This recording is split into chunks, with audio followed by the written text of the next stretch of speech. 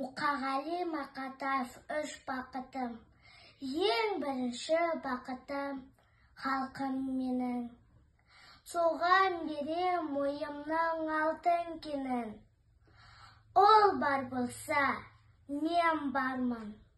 Қор болмаймын, қымбатырақ алтыннан нарқым менің.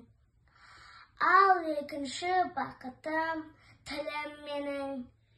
Тас жүректі тіліммен тілім дедім.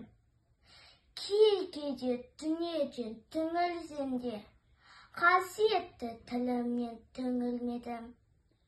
Бақытым бар үшінші отан деген.